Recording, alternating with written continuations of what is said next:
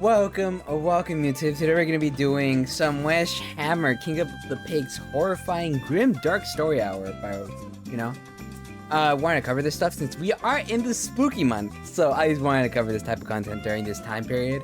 And I always enjoy a good Warhammer video, am I right? Don't forget, I do record all of these live on Twitch, so if you want to be here live for my reactions and communicate with me and my community, follow me on Twitch. Besides that, don't never forget to like and subscribe to my channel. Helps a lot, helps fund everything I'm doing. It is so very helpful, and I would anything is helpful, and I appreciate any and anything. Besides that, if you have any YouTube recommendations, video recommendations, leave them down on the comment section. Or on Discord, because I do have a Discord server where I do have a whole list there of what I need to cover. So, besides those introductions or the self-selling there, let's get right into this and these horror of the King of Pigs, which I honestly I cannot really guess what this is going to be about, but we will see right now. Warhammer horror story written by J.H. The King of Pigs was a Warhammer horror story written by J.H. Archer and published to Black Library originally as a standalone title in 2022 as part of Black Library's Horror Week, before later being collected in the Warhammer Horror Anthology Resting Places. The story itself is presented as a series of journal entries collected in a diary that was recovered from the ruins of Hive Black Bracken, one of the many hive cities destroyed during a chaos uprising that spread across the entire planet, killing untold billions. Based on the journal's contents, the Imperial scribes that are now in possession of it believe that it must have originally been owned by one of the civilian workers, an unnamed author who worked in one of the Hive's many slaughterhouses, processing hogs in order to feed the armies of the Imperium. And considering that the final entry in this journal was written on the day of the Hive's downfall, by examining its contents, the scribes may be able to glean some insight into what exactly happened. But something's not quite right about these journal entries, and as time goes on, they keep getting stranger and stranger. It's full of delusional ramblings and demented hallucinations. The author was a deeply troubled man with a tragic past, and something ancient and evil was beginning to worm its way inside of his mind. Honestly, the less you know up front, the better. It's best to go into this particular story completely blind. Alright, which I am. I'm not gonna lie to you, it is a bit more of a slow burn style horror tale, which personally is my favorite kind of spooky story. Slowly ramping up the creep factor over time, and then finishing with an absolutely explosive and dreadfully disturbing ending. As much as I have fun doing all of the voices whenever I tell these spooky stories, I knew I couldn't do the main character of this story justice. So I reached out to the amazingly talented Chris Tester of the channel Naturally RP Voiceover here on YouTube. The man who, by the way, voiced one of my favorite lords in Total War Warhammer, Lockyer Fellhart. And I just gotta say, my man absolutely knocked it out of the park. And if you're not subscribed to his channel yet, you absolutely have to check him out. His voice is absolutely perfect for Warhammer,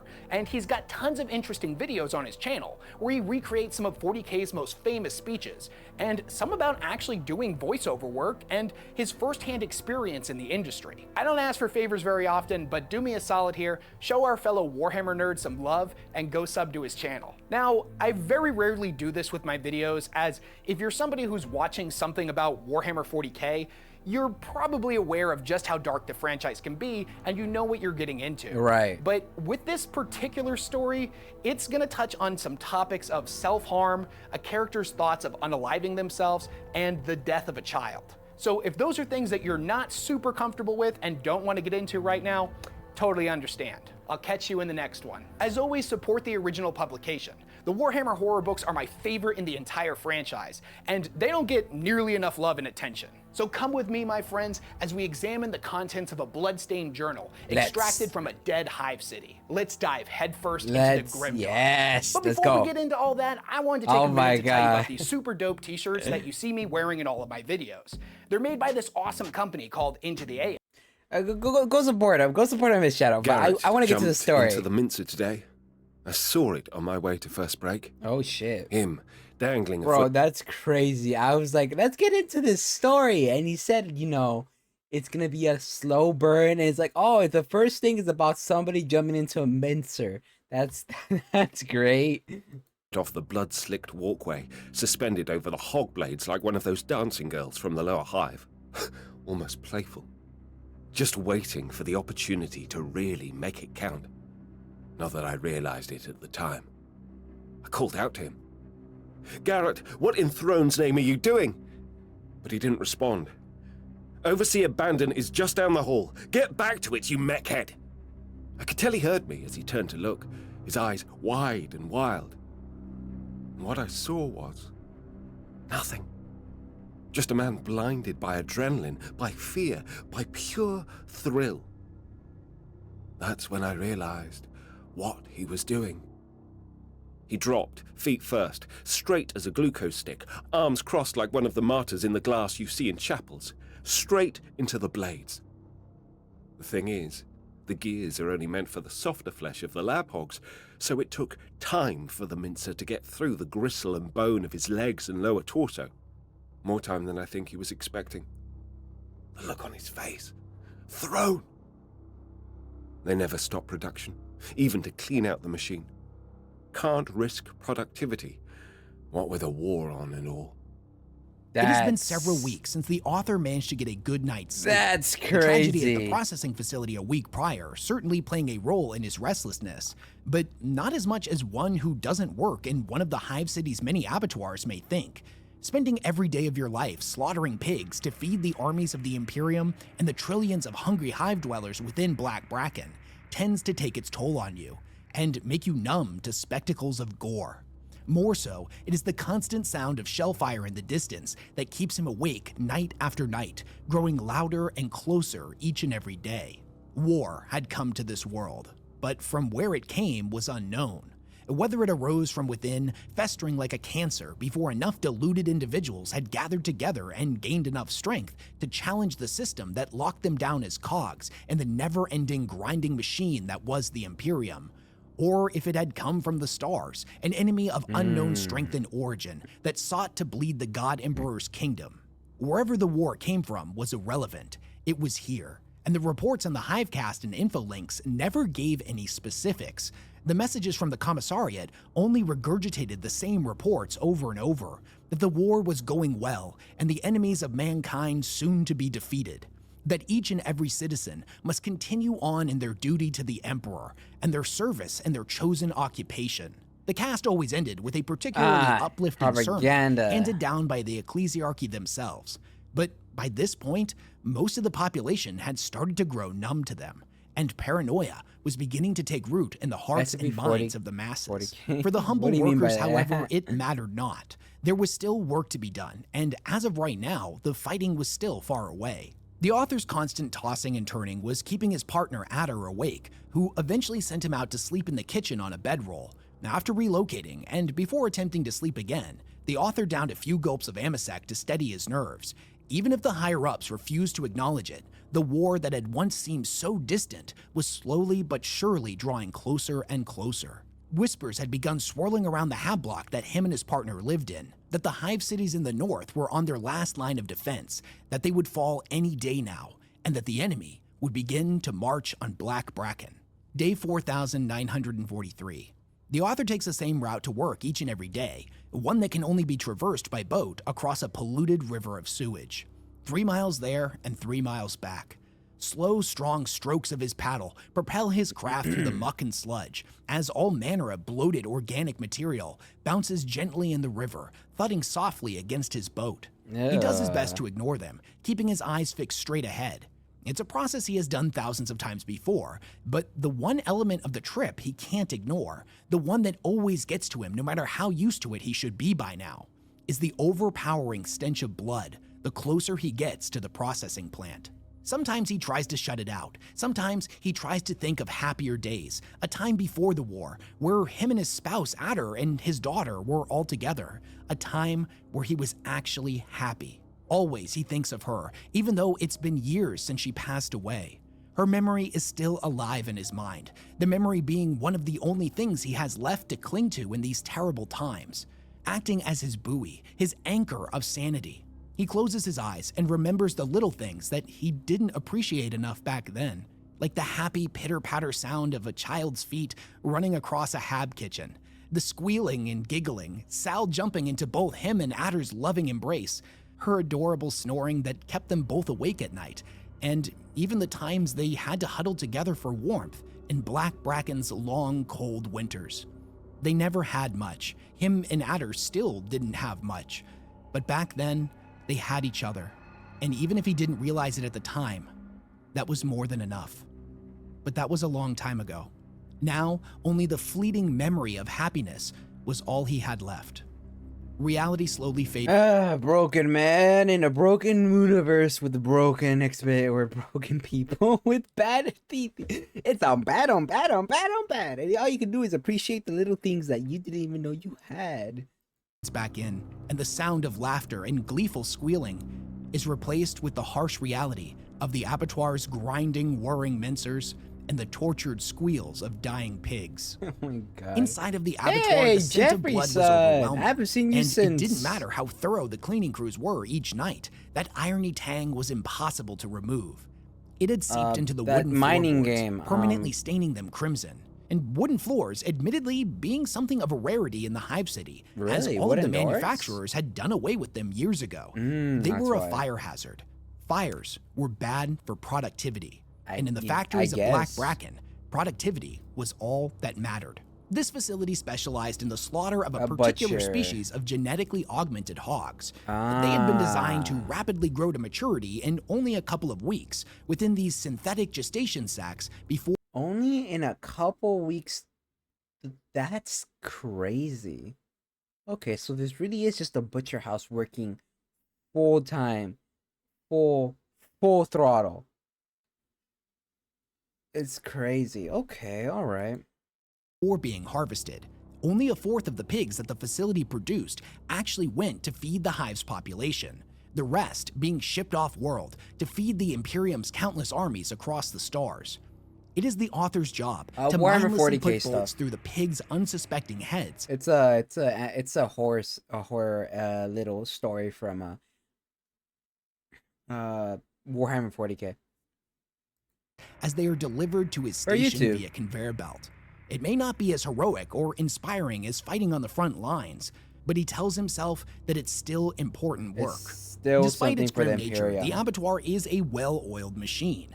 The workers turn up, take an anti-bac shower, throw on their overalls, punch in their work codes, and stay in the same killing booth for 12 hours every day. The pay was only enough to get by, but more importantly, the workers were also provided rations as additional compensation to feed themselves and their families. Okay. The author's lack of sleep has had a negative impact on his performance.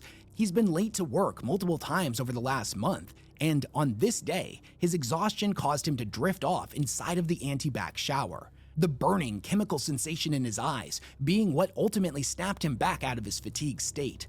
By the time he made it to his workstation, Overseer Bandon was there waiting for him with a twisted smile painted across his face. Oh god. Bandon was a cruel wretch of a man that took a perverse delight in discipline, and seeing as how the mishaps in the shower had caused the author to be several seconds late for his shift, he was all too happy to cut his rations as punishment. 12 hours and several hundred dead pigs later, his shift had finally ended. He visited a small decrepit chapel that was located on the outskirts of the facility. The church didn't get many visitors nowadays. The smell of pigs drove most people who lived in the area away. But he liked it. He appreciated it for what it was, and more importantly, after spending 12 hours in that grim meat factory with nothing to listen to It's a good aside from change the of, death screams scenery. countless animals and the constant whirring and grinding of mincers, the quiet was an all too welcome blessing. He lit a candle and issued a silent prayer to the Emperor to protect the hive and all of the civilians within it. I don't think The that only goes thing he hears back through. is silence, and he wonders if the Emperor had forgotten them. Almost as nearly as the thought entered his mind, he is overwhelmed by the shock of the heresy he just committed. Of course the Emperor hadn't forgotten them. The Emperor was a living god, the one true divinity of the universe, the master of mankind. Of course he would protect them. To doubt that even for a moment was tantamount to heresy. He rushed home and purged himself of his blasphemy by lighting his oven and pressing and holding the back of his hand to the hot burner for 5 seconds. The searing pain was intense, but it did momentarily take his thoughts away from his hunger and exhaustion.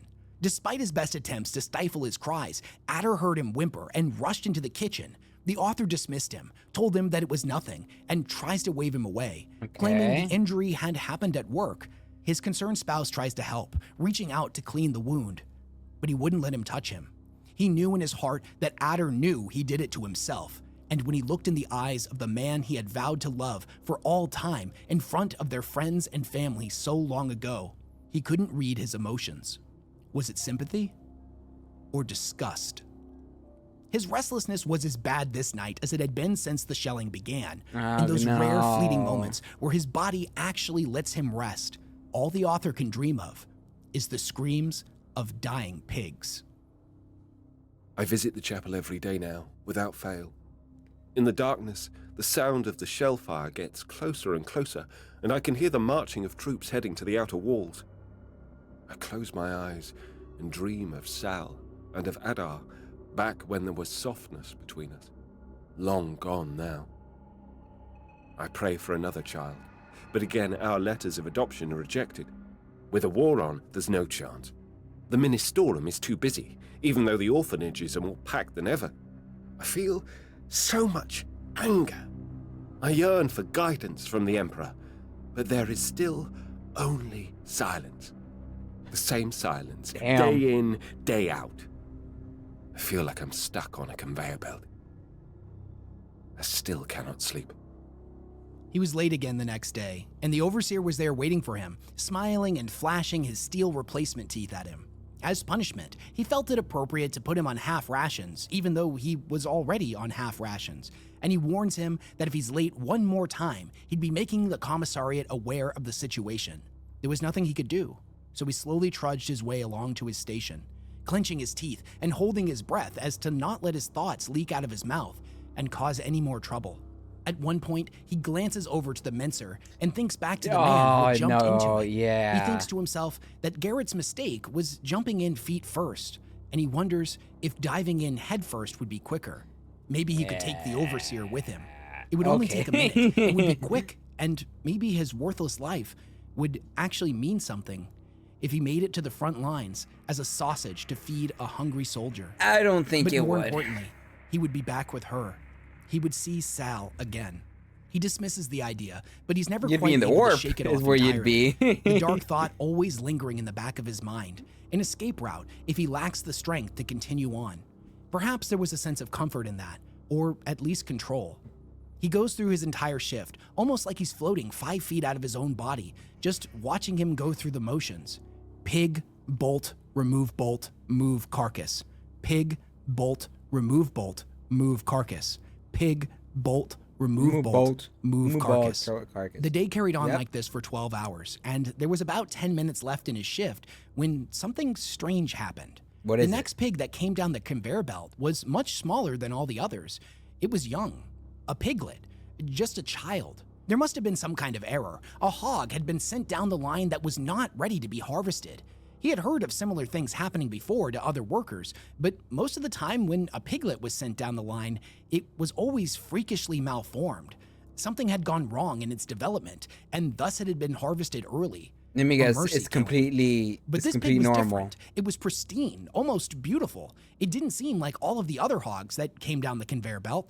Maybe he was reading into something that wasn't there, but he felt that the other pigs always looked defeated, like they somehow knew that there was no escape and had accepted their grim fate. Okay, yeah, you're reading way There was into life this. in this small piglet, and he could tell that it wanted to live. You're He didn't know reading what to way do. too much He looked into around. this. His shift was close to ending, and if the conveyor belt didn't start moving again, soon the overseer would be notified, and there would be trouble. He was on thin ice as it was, so he did what he had to do. He didn't want to. He certainly wanted to notify somebody that there had been a mistake, but there was no time. He loaded the bolt, pressed the pneumatic gun to the piglet's forehead, looked away, and fired. His hand suddenly felt wet, but it wasn't blood that had splashed back against him. Oh? The piglet was licking his hand, right between his knuckles. It was a miracle. The gun had jammed. The conveyor belt stopped, as it always did whenever there was some kind of machine failure, and he knew that he only had a few minutes before the mechanic arrived to fix it. The piglet looked at him with these childlike auburn Don't tell me eyes, you're gonna. Don't ones tell me that you're gonna looked take it home. impossibly familiar, like he had seen them before a long time ago. Later on, he would swear that it was just a combination of the exhaustion, the stress, and the hunger. It is. But in that moment, he swore that those eyes recognized him too. He couldn't let the piglet be killed, but if they found him with it in his arms, they would accuse him of stealing.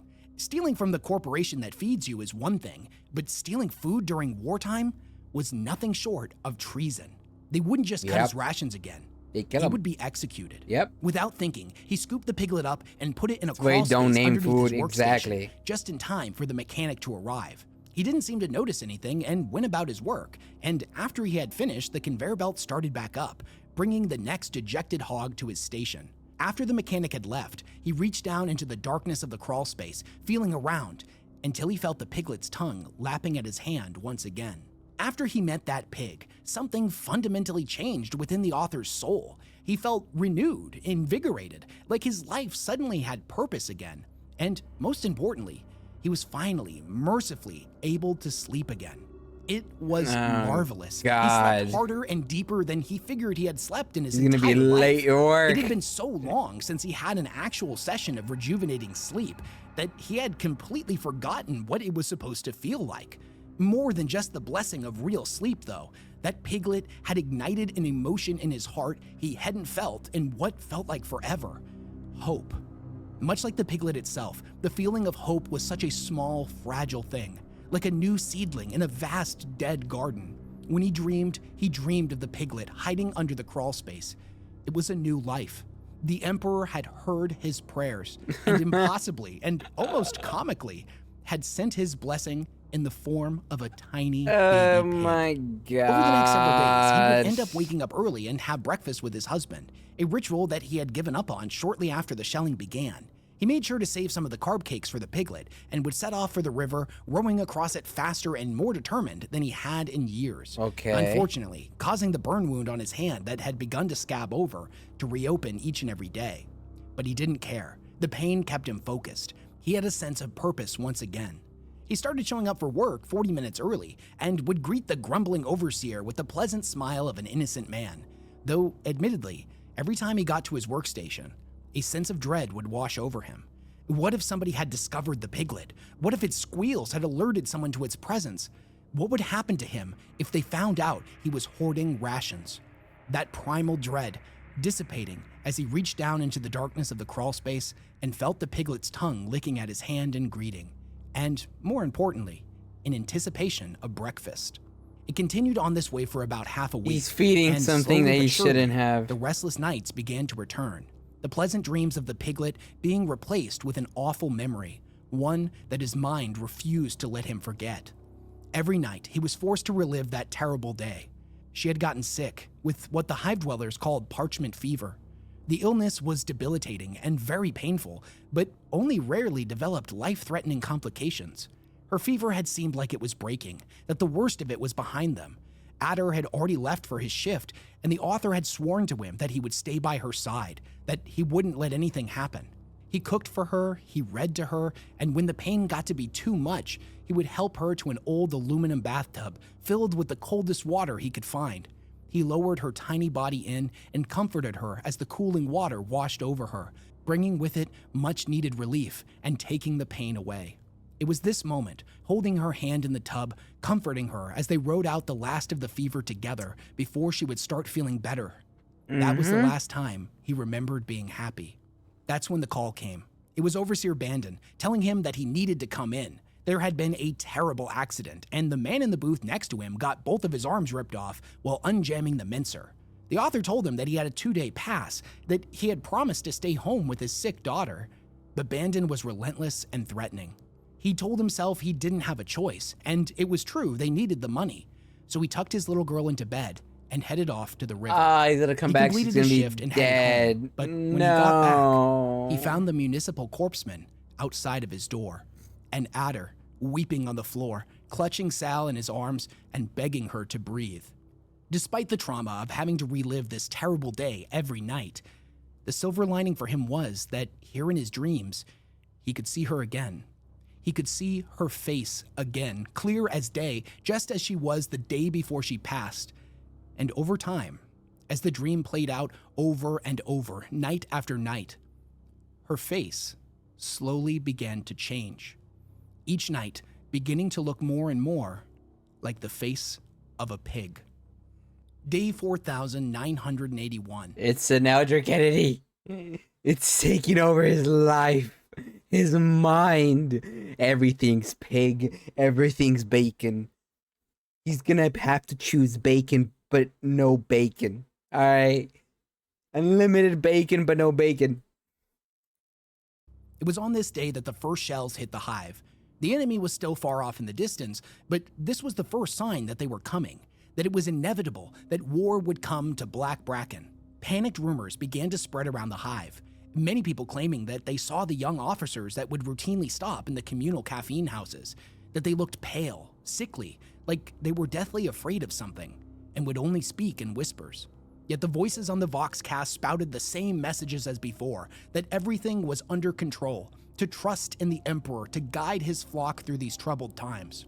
Under normal circumstances, the author would secretly have appreciated the idea of a shell hitting the abattoir. Sure, his job would be gone, but it would mean no more back showers, no more menser, no more slaughtering pigs, and perhaps most joyously of all, no more Overseer Bandon. But things were different now. He had a new life to protect, hiding in the crawl space, and the thought of something happening to it was too much. It's keeping him rooted, but it's also not doing good for his mental because of his dreams. To bear. He had This is a broken his sad promise sight. before, and he would never make that mistake again. The workers continued on as normal. It didn't matter how bad the shelling got. They had a job to do and soldiers to feed. The building itself had yet to be hit by a shell, but the chapel outside was now nothing more than smoldering ruins. All of the prayers that the author had made there, all of the devotion he had given, was now nothing more than ash. Yeah. However, there was no time to mourn this symbolic destruction of his faith itself. There was another problem that was far more pressing on the author's mind. What was it? The piglet was growing incredibly quickly, faster even than its gene-enhanced nature should have allowed. At this point, it had grown large enough that it was pressing against each side of the small space, causing the sluice gate to bulge. He realized that this place wasn't safe anymore. He needed to think of something, and quickly. That the most important God. thing in the world was to keep it safe. What is it, a that the pig piglet god? had to be protected. The war has truly come. All day, all night, all I can hear is the thumping of cannon fire. I can feel it as much as I hear it, reverberating in my chest. Adar got caught up for recruitment yesterday. We didn't say much over dinner, but I could see the scabs where he'd begun biting his lips. Conscript Adar. Straight to the front for him, he said. Straight to the trench lines just inside the hive's outer wall. He's never been that far in his life. He's never even been beyond the district. I don't envy him. He promised me that he'd make it back, but I could tell it was more in an effort to convince himself. He left this morning without saying goodbye. Day 4909. Damn. War finally came to Black Bracken in all its terrifying splendor, and with it came a shell that struck the author's hab building. The shockwave blew out the windows of his unit, and the thunderous boom of the impact caused his ears to be momentarily deafened. He heard the alarms blaring across the hive, and every breath he took filled his lungs with rockcrete dust. He stumbled out of his apartment and made his way through the debris out into the open air of the city. He wandered closer to where another habstack had been, and the familiar scent of blood filled his nostrils. He looked across the rubble that had once been homes, where families he was familiar with, his neighbors and friends, had lived. All he could see was meat. He had been through a traumatic event and had survived a shelling, but even still, he found it strange that the only thought lingering in his mind Pig? was how, whether it came from hogs or people, how all meat looked the same. Day 4991. Yeah, that's a disturbing thought. Without his spouse there to comfort him, the author's anxiety reaches a fever pitch, and when he sleeps, he slips in and out of dreams that are as vivid as if he was really there. The dreams of that terrible day so long ago being slowly replaced with something else, something peaceful. He sees flowers, a garden perhaps, an impossibly beautiful garden that stretches out in every direction, over hills and valleys, covering every inch of land in beautiful flowers. Okay. As he wanders through them, he can hear the sounds of tiny footsteps behind him Oh, and a child's God. laughter. But every time he turns around to look, he suddenly wakes up. It's the same dream every night, and he feels that it has to mean something. It was around the same time that he began dreaming of the garden that the flies arrived. The shelling had gotten worse, and the bodies were beginning to pile up in the street. Thick clouds of black flies, each the size of a human thumbnail, were everywhere, coating every surface of every building. The buzzing of their wings was near constant, and they sounded That is definitely...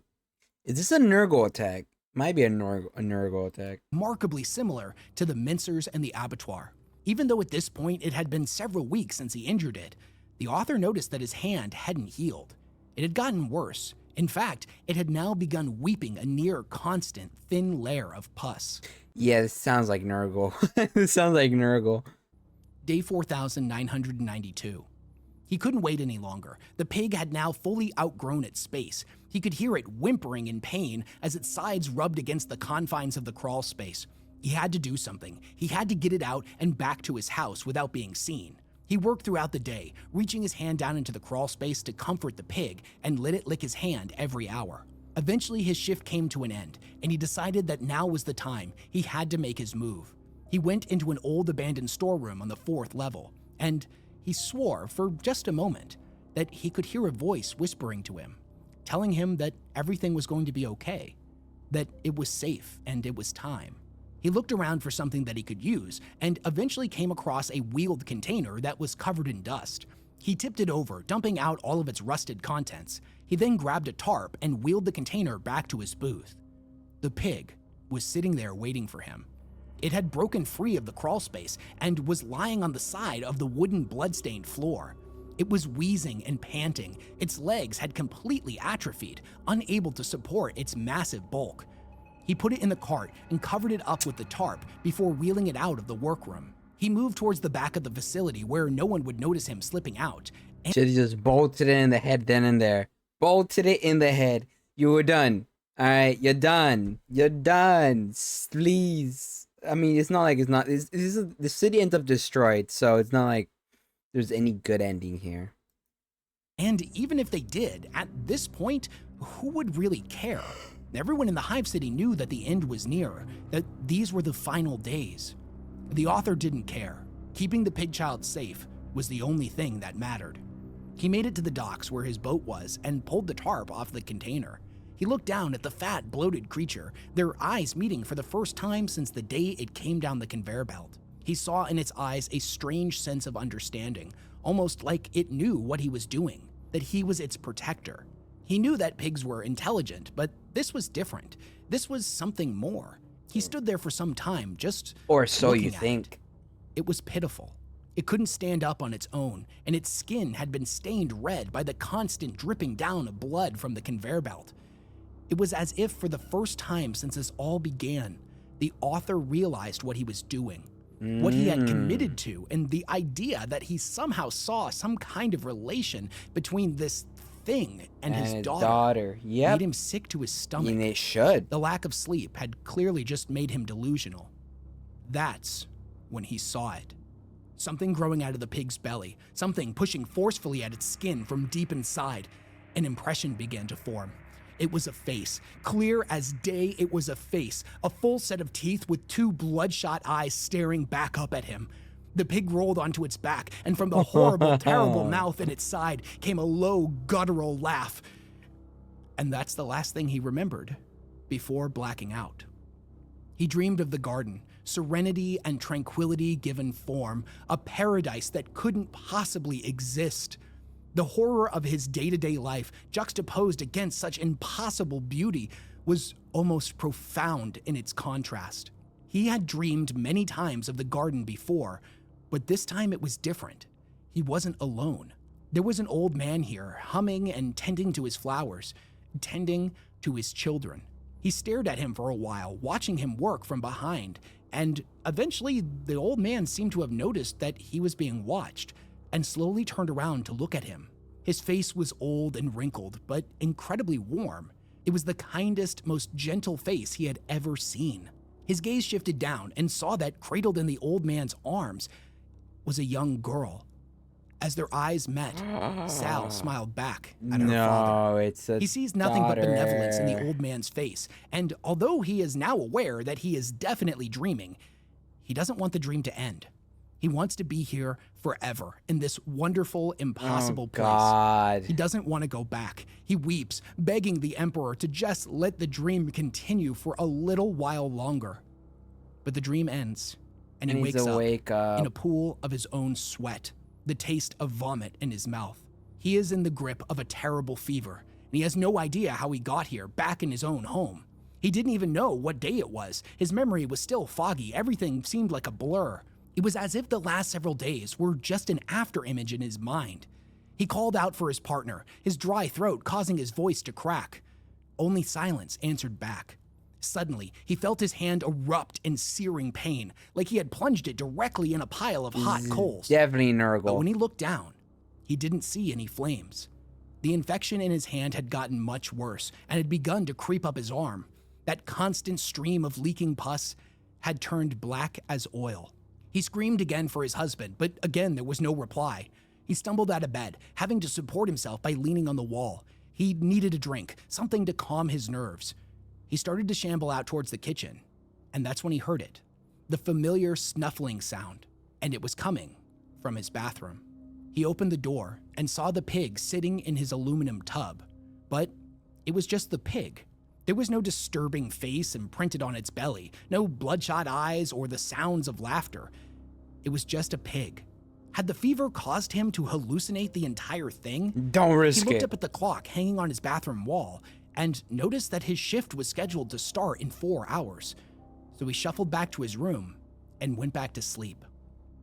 The pestilence has ripped through my hab sector, and the bodies are now having to be burned en masse. Tony died yesterday, shitting himself to death on the south stairway. His body hasn't been taken down, and now he lies there, unblinking. There are too many corpses to move. The plane song is played non-stop over the loudhailers. I think they're trying to cover up the sounds of the dying and the burning. Around the corpse fires gather multitudes of civilians, as these are the only places where the flies don't congregate. The flies are constant now, and I can barely see the sewer water on my daily row as a twitching layer of the pests floats on the surface of the tributary like a veil. I swallow more than I'd like. Day 4994. Despite the catastrophe currently Yeah, engulfing this the is city, the author, along with definitely- all of the other workers, made their way to the abattoir. Outside, the overseer was giving some kind of impassioned speech to all of them, a sermon that had been delivered that very morning from the upper hives. Nobody was listening to him. The crowd of workers looked completely defeated, a glazed look covering each and every one of their faces. Impending doom lingered in the air. Even the overseer didn't seem to be listening to the words coming out of his own mouth as he delivered line after line, whilst gently swaying back and forth on his podium, a half-finished bottle of Amasec clutched in his left hand. Over the next few days, the author's fever would continue to get worse and worse. He claimed that he felt like death all day and all night. Eventually, even the abattoir fell victim to the ongoing war, one of the shells striking the building, dealing a large amount of damage and killing half of the workforce, that Damn. drunkard of an overseer included. His body was so completely obliterated that they had to identify him by his steel teeth. Another stray shell struck a critically important power reservoir, and the entire subsector was plunged into darkness. Just dead, bro. Even still, the workers' duty was eternal, and those that had not been killed in the shelling were forced to come in, each of them being handed a large knife and instructed to kill and process the pigs by hand. Day 4997. Several more days of intense shelling would follow, before eventually, the enemy broke inside of the hive walls. No. The endless percussion of detonating shells, now accompanied by a constant tempo of las fire. At this point, the entries in the author's journal start to become a bit more erratic. He seems like he is becoming completely detached from reality. He continued to dream of the garden, the old man and his daughter's smiling face each and every night, and during his waking hours, the pig was the only thing he could focus on. A single thought running through his mind over and over, protect the pig, protect the pig, protect the pig at all costs. Dark whispers It's the lingered only thing in the back of his keeping him mind, stable. growing stronger and more persistent every day. The voices told him that he needed to go and find food, that the pig was hungry. It was on the 4,998th day that the author received a divine vision. He had blacked out shortly after waking for his shift and found himself once again in the garden, feeling the soft touch of soil against his bare skin, the sound of birdsong in the air, and all of the pain of his infection replaced with that all too familiar, soothing calm this tranquil place seemed to generate. The old man was there again and reached out a hand to help him to his feet. The grip was firm and strong, more so than he had expected from a man of his age, but it was also comforting and protective. After he had gotten to his feet, the old man clasped both of his hands in his own. He smiled at him, and for the first time after he began to dream of this place, the old man spoke. You should stay here in my garden. It's all yours if you want it. He pointed out towards a small ramshackle hut on the other side of a small patch of turf. The building looked like it was falling apart and seemed rather out of place. She's waiting in there. Go to her. He made his way to the moss-covered hut. Oh, the wood was no. damp and rotten, and the door No, swung crinkly what's on this its gonna be hinges as he about? opened it. It was dark inside, but at the far end of the hut, he could make out what appeared to be an aluminum bathtub, strikingly similar to the one in his own home.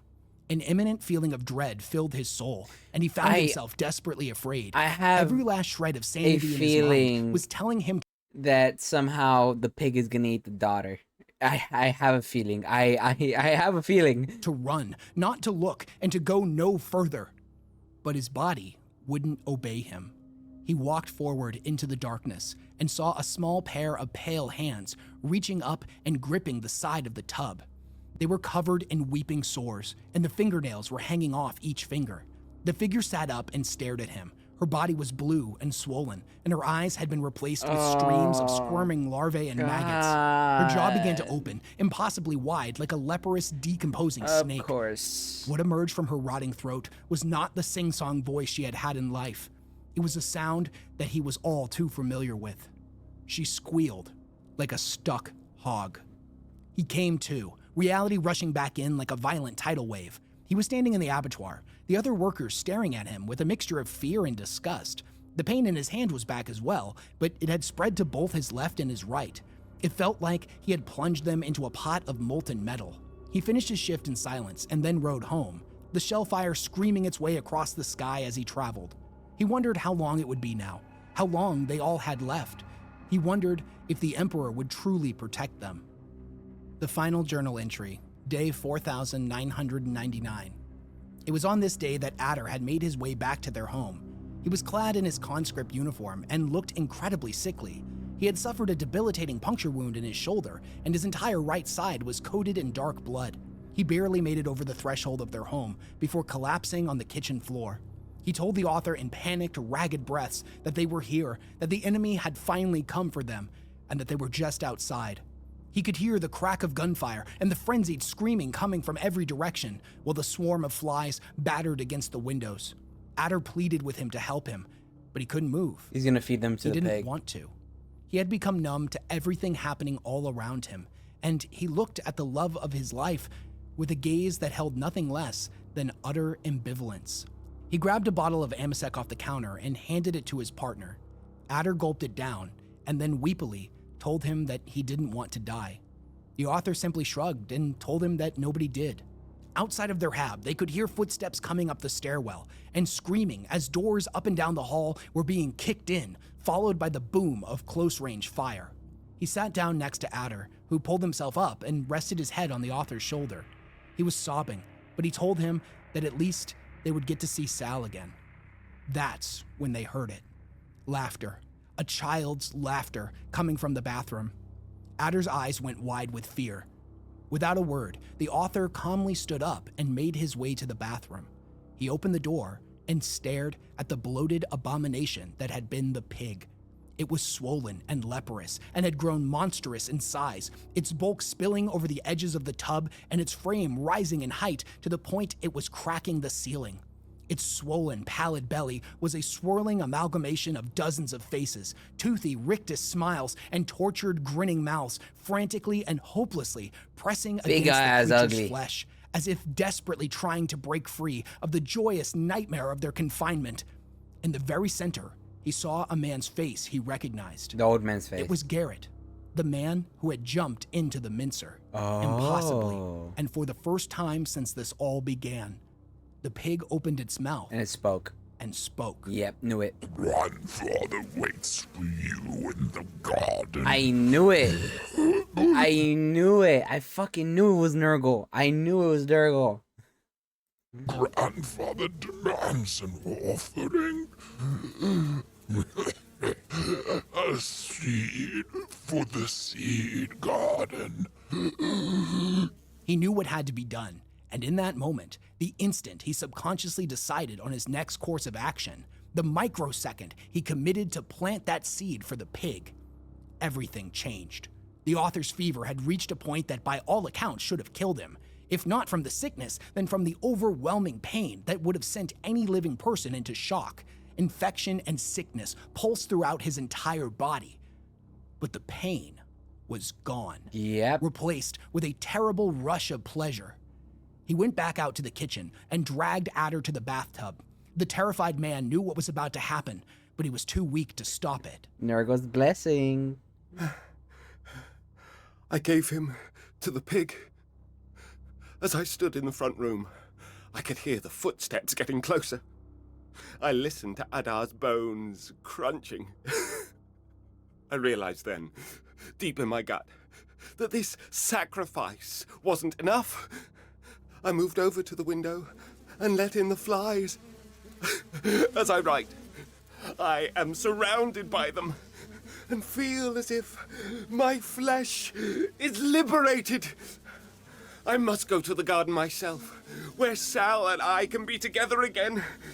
I must meet the gardener himself. I must present myself to the pig. It sings to me. Death to the corpse emperor. Death to the corpse emperor. Death to the corpse. Material recommended for immediate deletion. Please submit yourself to the commissariat for psychological and physical purification. I love that. I love that. Yay! Now that one was great. I very much enjoyed that one. Yay! Nurgle gave them the gifts of life. The gift in the garden. The gift. The gifts. I wonder if I'm right though. That's just my complete I was got I fucking love this. This is exactly what I said. The story's gonna be a slow burn. Line 1, Garrett jumped into the mincer today.